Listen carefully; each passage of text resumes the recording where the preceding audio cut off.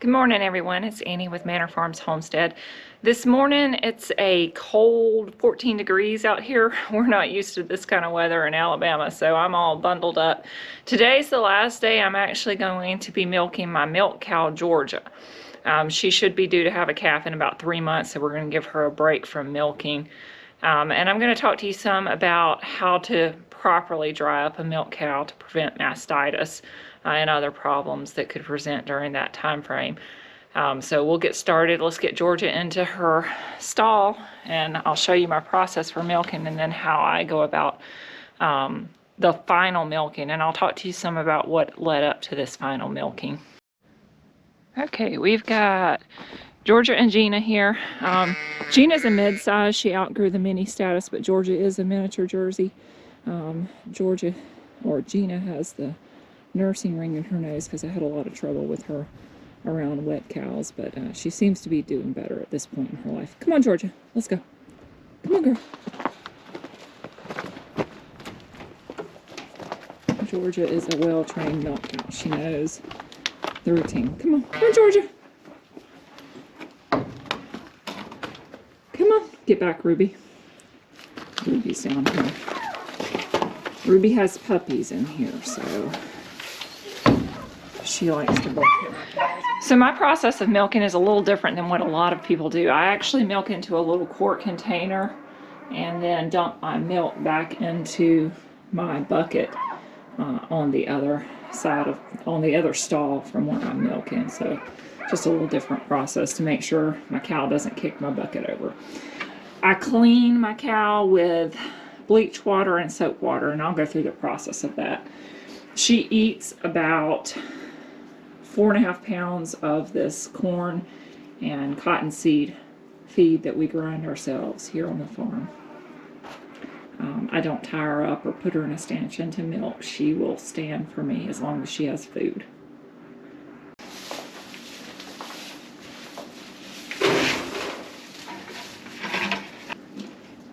So I start the cleaning process with my hot warm water that's got Dawn detergent in it. And this is the cleaning water.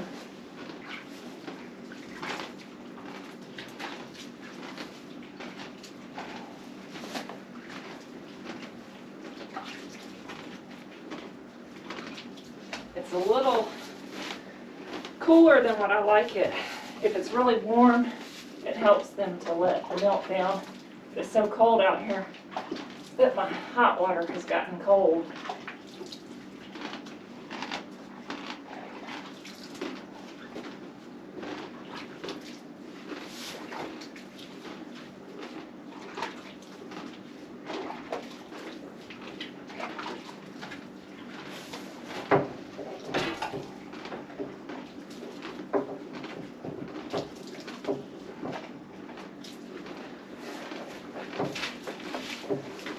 And then I use the water, warm water with bleach in it. This is the rinse water.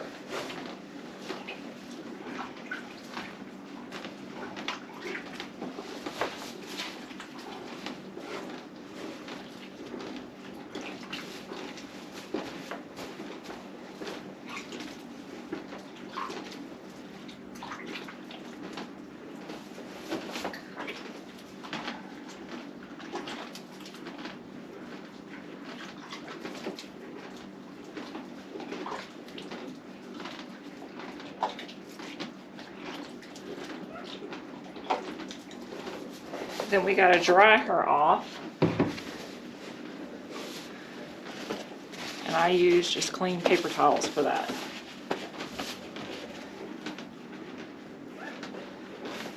The first one I use just to get everything under here dry.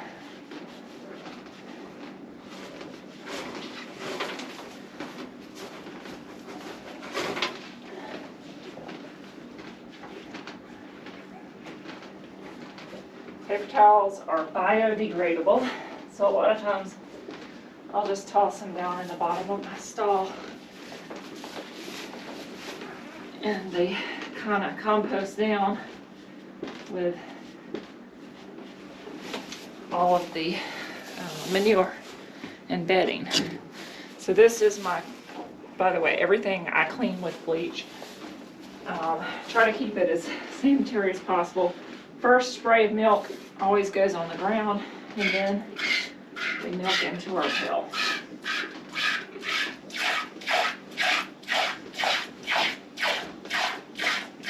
Now she has reduced down a lot, and I'll talk to you about what I've done to get her ready for her final milking.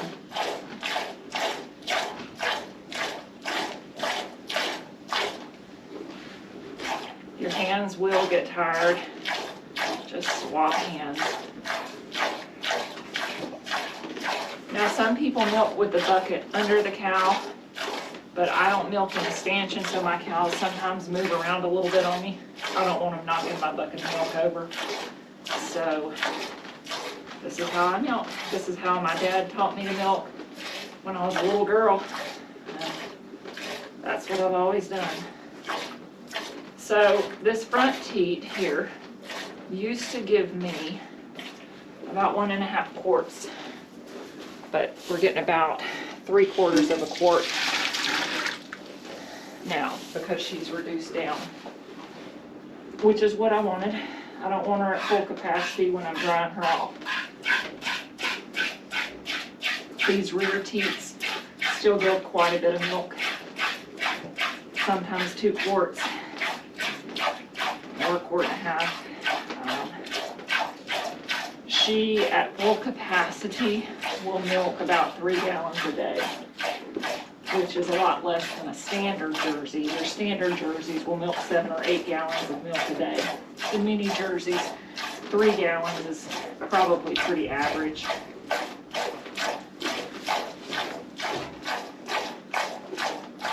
She's a great little milk cow. She don't give me any problems. Some cows tend to kick a little bit, stamp, move around. She's used to this. This is her second lactation. I milked her 9 months last year, and now this year we've milked about 7 months.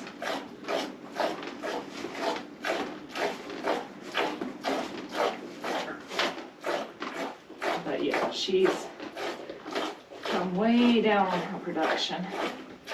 So what I started doing to get her to reduce down to this point, I would skip a milking. So instead of milking, well, a lot of people milk twice a day. I milk once a day. And early on in the milking, got her down to once a day milking. But then I would skip a milking and milk 12 hours later than what I normally would have milked. Each time you do that, they reduce down a little bit. I did that over 3 or 4 days, and then got her to the point where I really only needed to milk her every other day, which is what we've been doing for the past probably 2 weeks now. So I milk her every other day. No problems with mastitis or anything, no problems with her being engorged. And she's continued to kind of reduce down from there by only being milked every 2 days. So we are down to probably, when I milk her, about 1.25 gallons, which is a good place to just stop milking.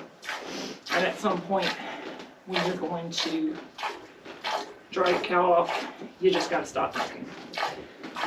But it is ideal to kind of reduce down at least over several days, if not a couple of weeks. Okay.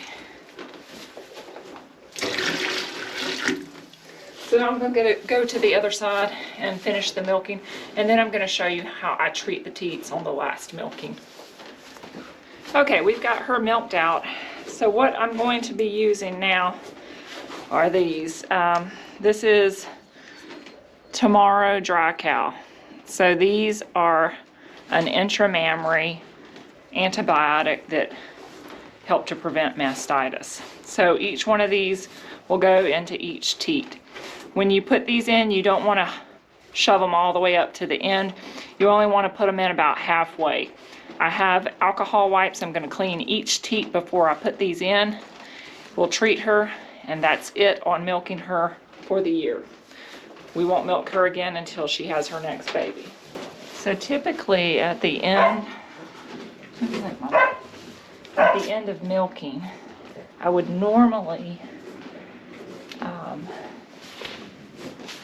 okay, now you're gonna be fussy with me. You know I'm up to something different, huh? Oh, come on, Georgia.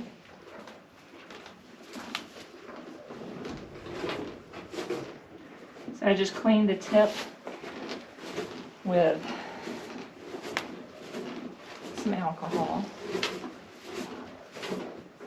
I'll put this in. Not all the way up.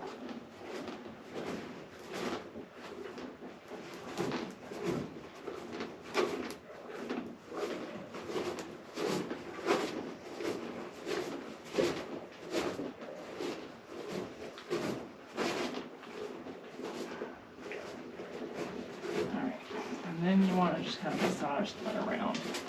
Make sure it gets all up in the quarter. I think that alcohol might burn a little bit.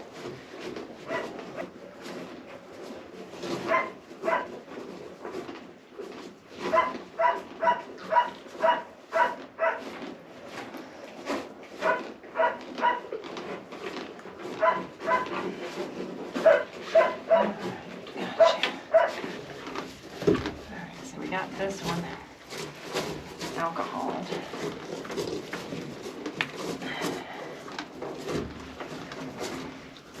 Just gonna get that orifice. Try not to touch anything else with the tip of your. It's okay, baby. Yeah, do you like that camera? She's a little nervous with the camera on her. She said that's not normal. Cows get in their routines, and they don't like anything to be different. They're funny little creatures. All right, last one. I've already alcoholed this back teat, so we just gotta get our stuff in there.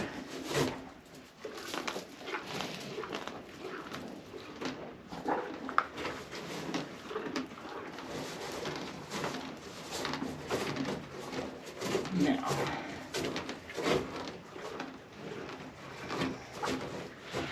that's it.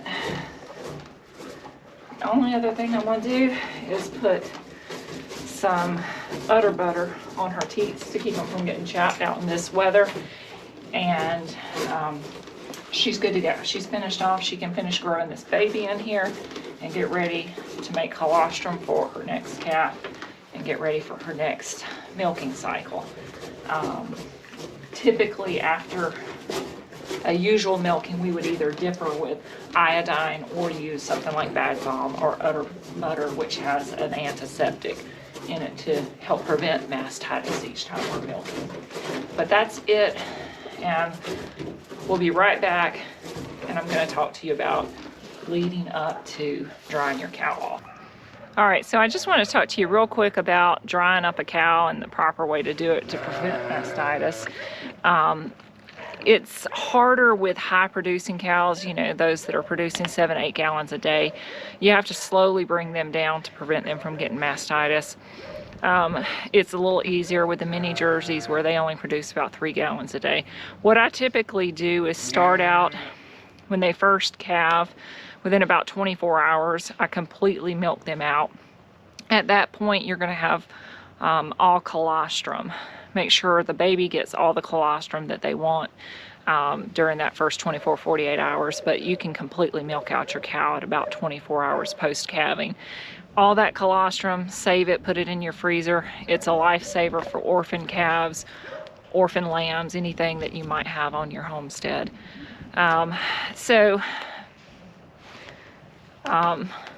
Thereafter, you're going to be milking your cow like twice a day, unless you're calf sharing or some other provisions made. She's going to need to be milked twice a day. I usually will calf share, so I'll lock the calf up at night and just milk her in the morning and let the calf have everything else. But some people will take the calf away and bottle feed the calf from that milk that you milk. Either way, at that point you're milking twice a day, and or splitting the 2 milkings with the calf. So that usually goes on at least a month or so. So you're going to want to reduce down to once a day milking. And basically it's uncomfortable for about 12 hours, but basically you're just going to skip a milking and start milking once a day. They'll quickly reduce down, and most mini Jerseys do just fine. You may have a little bit more discomfort with a heavy producing cow. And then that's pretty much what I stay on for the length of the lactation. I milk once a day. Usually if it's summertime, I try to milk early mornings. If it's wintertime, it's nice to milk in the evenings when it's a little bit warmer. But whatever your schedule works best with, just make sure you're milking them about the same time every day, because these little cows, they like their schedules to stay the same. When you get ready to start drying them up, the best way to do that is to skip a milking and milk them 12 hours later than what you would have milked them before. So if you were on evening milkings, skip that evening milking and milk them the next morning instead. And then keep them on morning milkings, you know, for several days. Skip that morning milking 3 or 4 days later and milk them in the evening. So you've now moved them about 24 hours on their schedule at that point, and they'll start reducing down each time you skip a milking. I usually will do that for several days, and with the mini Jerseys you can usually reduce them down where you can just milk them every other day. Now you may not be able to do that with a real high producer, but with these girls I find that that's a pretty feasible option. So that's what we were doing with Georgia over the last 3 weeks. We've milked her every other day. The first couple of days, you know, you could tell she was kind of uncomfortable, but she reduced down quickly. And we reached the point today where she's just continued to reduce down on that every other day schedule, to where today when I milked, I got just over a gallon. There for a while I was getting, you know, close to 2 gallons when I was milking regularly every day. At her peak, if she had a calf on her, she easily gives a little over 3 gallons a day. And if I had milked her twice a day, she would have easily given over a little over 3 gallons a day. But that's what I do to get them reduced down where it's fairly comfortable to finally just stop milking. When I stop milking them, I do use the Tomorrow antibiotics that I showed you earlier in the video. Use that. Make sure there's no calves around that are going to nurse on them. You want it to go cold turkey once you put that antibiotic in there. We had 2 heifers out here. One of them still had a ring in her nose. The other one had managed to get hers out. I have not seen them attempting to nurse, but just because I wanted to be on the safe side, they're out of this pasture now. So it's just Georgia and Gina in this pasture. Gina's got a ring because she did nurse earlier in life, but I haven't seen any problems with her in a while.